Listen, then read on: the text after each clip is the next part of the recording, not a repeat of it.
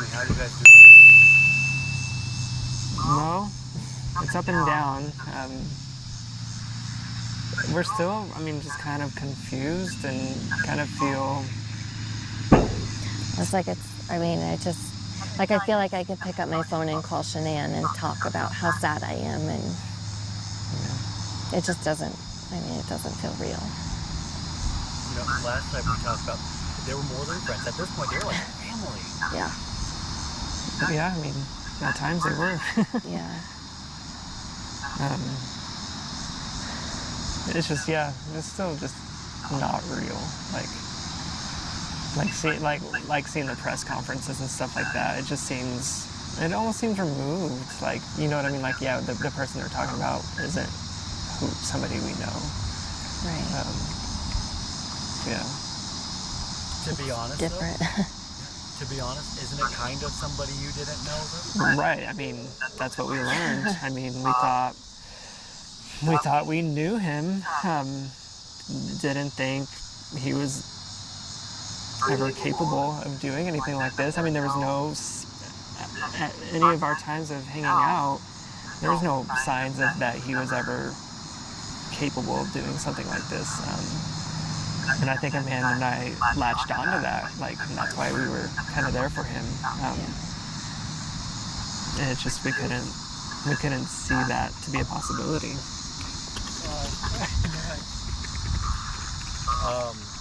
Last time I talked to you guys, you were really leading search efforts online. You were doing everything you can to find Shanann and her daughters. What was it like when you heard the sad outcome? Honestly, I didn't believe it. You hear all the time that news is wrong. They don't have the correct information, and it wasn't until the detective called me, right as the conference was going on, and asked me to come pick up Dieter, that it hit. And then it just...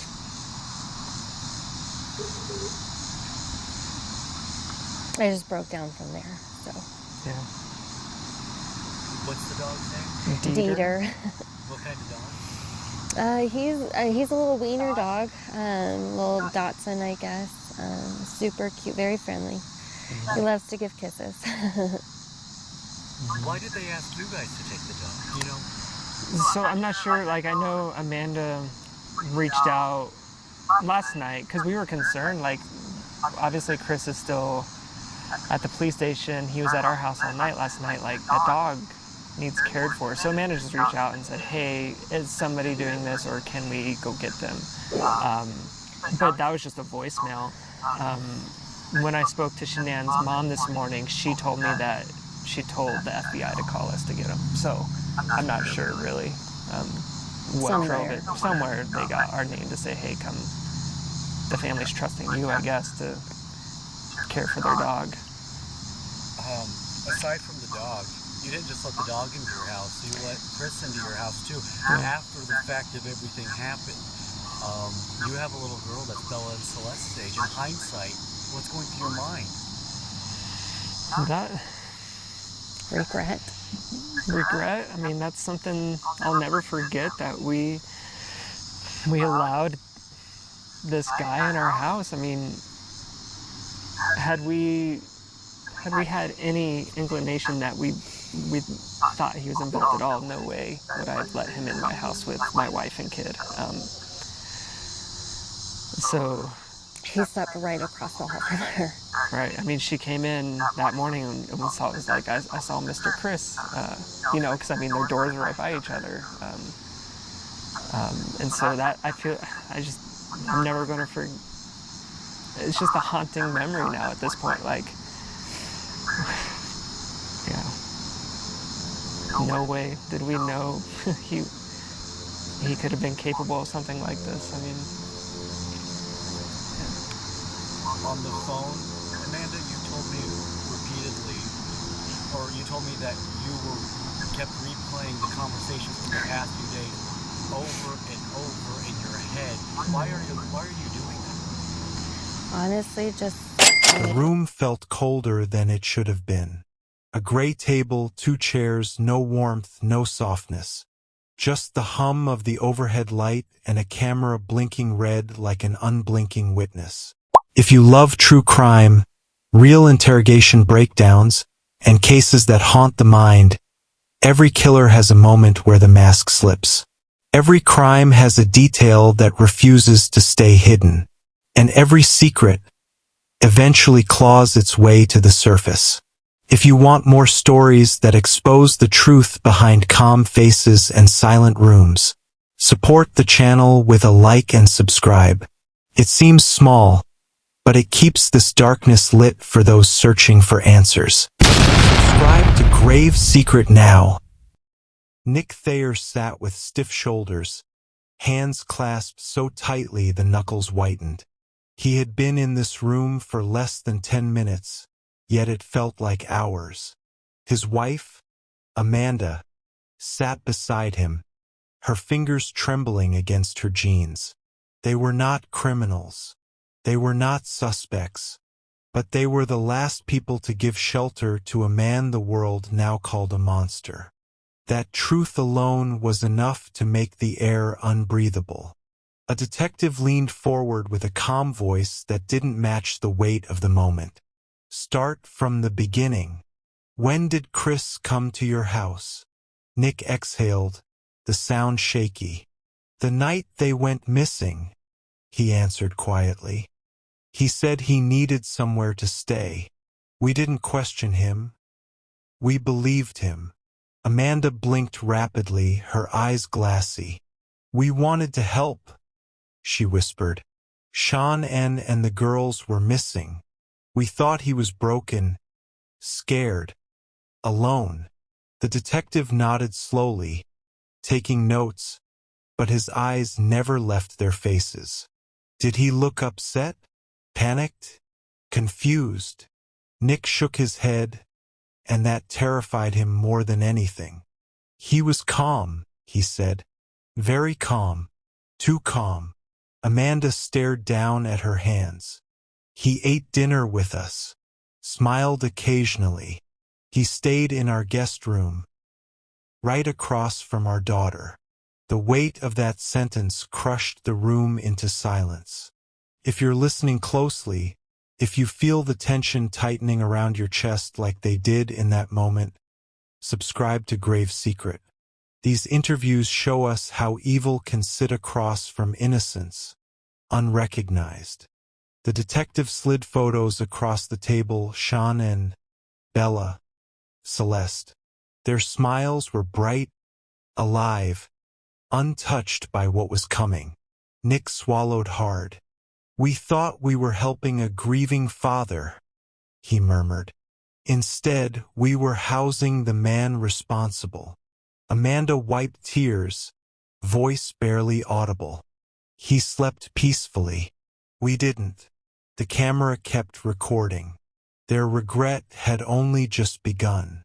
The clock on the wall ticked louder than voices, louder than breathing.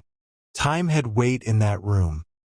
Every second felt like another stone added to Nick and Amanda's chest. The detective returned with a thicker file than before, pages clipped, corners worn from hands that had studied them too many times. Amanda sat stiffly, eyes red and swollen, while Nick leaned forward like a man bracing for impact. We need to know everything, the detective said. Every word Chris said. Every expression, every silence. Amanda's voice cracked before she even spoke. He didn't cry, not once. He said he was hopeful they'd come home. His face never changed. The detective studied them. And you believed him? Nick answered before she could. We did. We trusted him. He was our friend. Sean was like family to us. The detective nodded slowly, but there was no comfort in his eyes. Another detective entered with a tray of cold coffee and water neither of them would touch. The air felt heavier, the room smaller. Did he ever slip? He asked. Say something strange? Nick rubbed his eyes with the heel of his palm. He talked a lot about their routine, what they'd be doing if they were still alive. He told us how much Bella loved to sing. But he said it with no emotion, like he was reading from a script. Amanda squeezed her hands together. He was too calm. We thought shock did that. Now I think he'd already accepted they were gone. Silence wrapped around them again. The detective leaned in, pen poised. Where did he sleep? Nick swallowed. Guest room. Across from our daughter. Amanda shut her eyes tight. I tucked her in while he sat in the hallway scrolling his phone.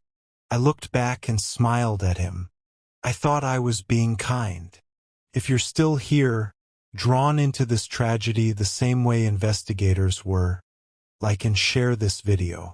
Stories like this must be told. This is Grave Secret, where truth is darker than fiction. Amanda's tears spilled onto the table. We fed him. We comforted him. We prayed with him. Nick's voice fell to a whisper. We never imagined we were looking at a killer. The tape kept running. Their guilt was only beginning to surface. When the door opened again, Amanda felt it before she heard it. The shift in air, the heaviness, the kind you only feel before your world changes. The detective walked back in, slower than before, a folder in his hands but no pen, no notepad. Nick noticed first. He sat up straight, jaw tightening. Something was wrong, something irreversible. Amanda could hear her own pulse louder than the room. The detective placed the file on the table like it was a living thing, something fragile, dangerous. His voice came low, gentle, but every syllable cut like glass. Chris has confessed. The words hung there, dead and heavy. No one breathed for a full 3 seconds. Then Amanda's hands flew to her mouth as if to stop a scream that never fully came out. Tears spilled instantly, violently. Nick stared forward, unblinking, as if the world had turned to static. He confessed to killing Sean and, the detective continued, and the girls. Nick's eyes snapped closed. His fist hit the table before he could think. The sound sharp and painful. No, it wasn't denial. It was horror, realization, betrayal. Amanda's breathing was broken, uneven, her shoulders trembling. He hugged me, she choked out. He sat in our living room. He watched us help search for them. Nick leaned forward, both hands over his head, voice shaking. He slept in my house. He ate my food. I told him I believed him. The detective didn't rush them. Some truths you don't rush through. If you can feel this moment the way they did, the collapse, the guilt, the shaking reality, subscribe to Grave Secret. Stories like this remind us how evil can hide inside familiar faces, undetected. Amanda wiped her face with shaking fingers. He asked if we thought they were safe. Her voice cracked on the last word. He knew. He already knew. Nick's voice was barely a whisper now, cracked open and raw. We loved them, Sean and the girls, and the last person they ever saw sat at our dinner table. The camera continued recording, every heartbeat, every tear. The truth had arrived, and it was unforgiving. Amanda rubbed her wrists as though invisible cuffs were tightening around them. The detective's voice was steady when he returned, but the softness was gone. Now it was precision, cold, clinical. We need to go over everything again, he said. Even the small things. Nick looked like he'd aged 10 years in one night. He nodded, jaw clenched, eyes hollow. Amanda swallowed hard. What do you want to know? The detective slid a photograph forward. Chris sitting casually in their living room, his hands folded calmly, his face unreadable. Let's talk about this night, he said. What did he talk about? How did he behave? Amanda closed her eyes as if replaying memory like a film she wished she could erase. He talked about Sean and being angry, she whispered. He kept saying they'd work it out, that maybe she just left to cool off. Nick leaned forward, voice stiff. He ate pasta. He joked once about being tired. My wife offered to wash his clothes. The detective didn't blink. Did he ever express fear? Panic? Nick shook his head slowly. He was composed, disturbingly composed. Amanda's voice trembled. I thought he was in shock. Now I think he was trying to appear normal. The detective leaned in, studying them like a puzzle. Did he ever go outside? Take calls? Leave the room suddenly? Nick remembered. His eyes widened. Yes, he stepped outside for a phone call. 10, maybe 15 minutes. Came back quieter, distant. Amanda nodded. When he returned, he asked if he could take a shower. I thought it was stressful. Now I can't stop wondering if it was guilt washing off him. A silence followed so heavy it felt like the room itself was grieving. If you're following these details, the pauses, the memories, the things they missed, like this video and share it. True crime isn't just horror. It's hindsight sharpened to a blade. This is Grave Secret, where we step into the room with the witnesses of evil. Amanda suddenly whispered, eyes unfocused. He tucked our daughter's blanket around her before bed. He stood in her doorway for a second. I thought it was tenderness. Nick's fist shook. Now it feels like death looking in. Their voices wavered. The camera didn't.